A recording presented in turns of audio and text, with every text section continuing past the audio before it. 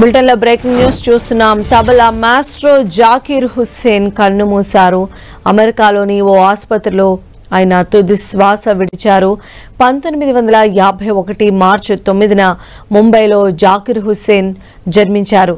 అసమాన ప్రతిభతో ప్రపంచవ్యాప్తంగా గుర్తింపు పొందారు.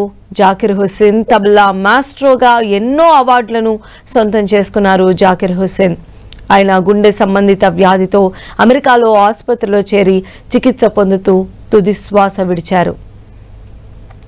మరిన్ని అప్డేట్స్ మా ప్రతినిధి వెంకట్ అందిస్తారు. వెంకట్, ప్రముఖ తబలా విద్వాంసులైనటువంటి జాకీర్ హుస్సేన్ ఈ రోజున అమెరికాలో ఒక ప్రైవేట్ ఆసుపత్రిలో ఆయన మరణించడం జరిగింది. గుండె సంబంధించిన వ్యాధితో బాధపడుతున్నటువంటి జాకీర్ హుస్సేన్ ని కుటుంబ సభ్యులు హాస్పిటల్కి తీసుకుపోవడంతో ఆయన హాస్పిటల్లో మరణించినట్టుగా వైద్యులు కూడా ధృవీకరించడం జరిగింది.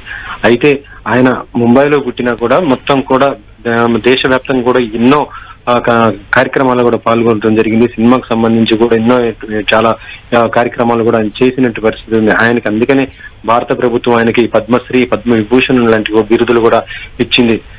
జాకీర్ హుస్సేన్ తబలా విద్వాంసుడు. జాకీర్ హుస్సేన్ అంటేనే చాలు ప్రపంచవ్యాప్తంగా ప్రతి ఒక్కరు కూడా సంగీత కచేరీలో ఆయన పేరు వెనుక తెలియని వాళ్ళందరూ కూడా ఉండరు. అంత రకంగా ఆయన పేరు కూడా సంపాదించుకోవడం జరిగింది. ఒక రకంగా చెప్పాలంటే ఇది